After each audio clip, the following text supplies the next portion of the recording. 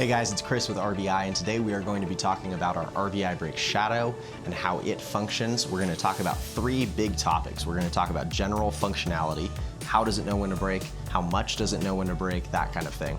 We're going to talk about day-to-day use, what does it look like there, and then we're also going to talk about install, because with the Shadow, that's a really important aspect of how it functions. So those are our big three topics. So to start with, general functionality. How does the RVibrake Shadow know when to brake? So the RVibrake Shadow and the RVibrake 3 are actually very identical in this way. And actually the Shadow and the 3 are very similar in many ways. We like to say that the RVibrake Shadow is really just the RVibrake 3 blown out into three separate components. You have your shadow box, you have your booster box, and your cylinder. Your shadow box is going to be your brains, your booster box is going to be your compressor and some of those air-driven pieces that allow the brake to actually pull on the brake pedal. And then you have your cylinder, which is actually physically doing the pulling.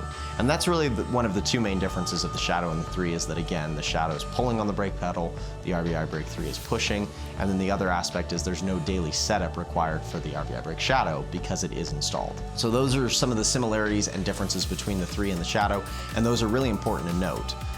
One of the other key identical pieces between the two is how the brakes actually measure braking and how they actually know when to come on. And that's via an accelerometer. That's a little chip that's on our circuit board that basically is measuring where the brake is in space. And it's used on a lot of smartphones, a lot of GPSs, that kind of thing. And we did an entire video on proportional braking and how that functions. So if you haven't watched that already, go check that out because it actually pertains to both brakes.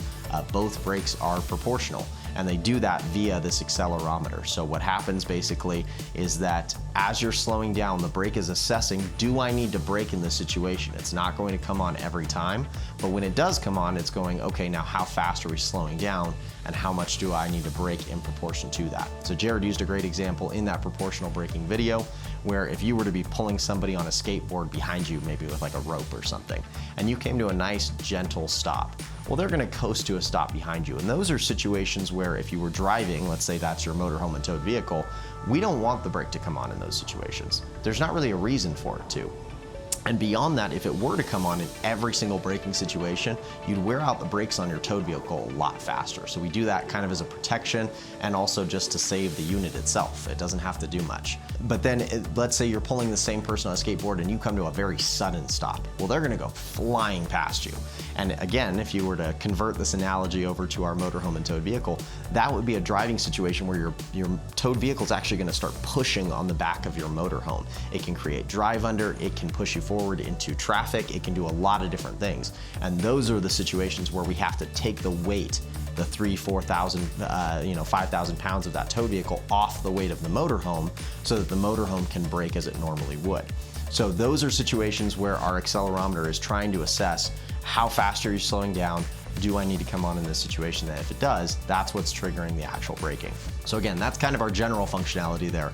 As far as a day-to-day setup goes, again, there is really none. The trigger for how the RVibrake Shadow comes on is going to be your alternator voltage from your motorhome. So when you install your Shadow, you're going to install a charge line for our built-in towed battery charger. It plugs right into the Shadow box and then wires down to the 6 or 7 pin connector at the front of your towed vehicle. So what happens basically is when you connect your umbilical cord that connects and powers all your lighting kit and all that kind of thing, and then you go up and you start your motorhome, that's the trigger. Not only does it charge your battery, but that's also the trigger for the Shadow to go, oh, we need to start towing now. So now I need to be active. So then while you're towing, again, that accelerometer we talked about takes over. It's functioning throughout the course of your drive. And then when you get where you're going, when you shut your motorhome off, that's what turns the Shadow back off. So really, from a day-to-day standpoint, that's all there is to it. There's not much. You really never have to interact with it if you don't want to. If you are gonna leave the Shadow connected and this car maybe isn't your daily driver and it's gonna sit for weeks on end, we would recommend pulling the fuse on the Shadow and just stowing it in the glove compartment or the console or something like that, because there are some little small ancillary components on the Shadow that are still active.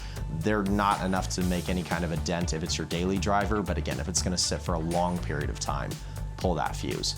So again, day to day, that's all there is to it. So the last piece that we need to talk about is install. And this is something that can be a little scary for people, and understandably so. Installed braking systems generally are not available for the consumer to install. You usually have to be like a licensed or a certified tech. The install can take 6 to 8 hours. It's so much easier and sometimes necessary to have your dealer just do it. and it can cost a lot of money. It can be hundreds, if not thousands of dollars. And the reason why it's so complex is because these other installed braking systems are relying on technology that's at least 20 years old, in some cases more like 30. There's a huge number of components. If you've ever seen one laid out on a table, it's insane. There's so many components. You're doing so much splicing, so much crimping. You're cutting into so many different things. It's just, the monitoring systems for them are typically pretty antiquated. There's just not a lot of good information or a lot of good ways to do this that are easy and straightforward. So we've sought to eliminate that with the Shadow. Again, the great aspect of the Shadow and the 3 kind of being the same 21st century technology is you just have those 3 major components. And when you're installing it, there's really only 3 points that are going to take you some time. The first is cutting into your vacuum line. You will have to do that to install our little check valve and T. It's pretty straightforward. Again, I can realize that sometimes that can be a bit intimidating, but we've got a great install video showing exactly how to do this, so take all the guesswork out of it for you. You will need to figure out where you're going to put these components. They're not very big, but we do need to find some space for them under the hood. And then the last thing is just drilling a hole through your firewall so the cable can actually be fed through and hooked to your brake pedal. Those are really your 3 big decision points. Outside of that, everything else, hoses, that kind of thing, we supply. And it's really just to connect those 3 components together so they're all functioning as one unit as opposed to 3 separate pieces. But beyond that, again, there's not really much to it. We say it takes about 2 hours to install. That's about the average.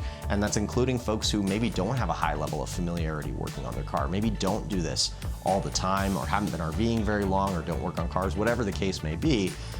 We've tried to design the Shadow to be as easy as possible to, again, hit that 2-hour mark as much as possible so that you can install this yourself conceivably, so you can maybe not spend hundreds or thousands of dollars on that install, and you can have the confidence of knowing, I know how this piece of equipment works. I'm not relying on somebody else to say, oh yeah, it's all working right, or if something goes wrong, I have absolutely no idea what to do. The Shadow's designed so that you have full control, you have full peace of mind as you're driving. That's what we wanted to do here. So again, the big 3 things. How does it work generally? It functions off an accelerometer, the exact same as the RVibrake 3 does.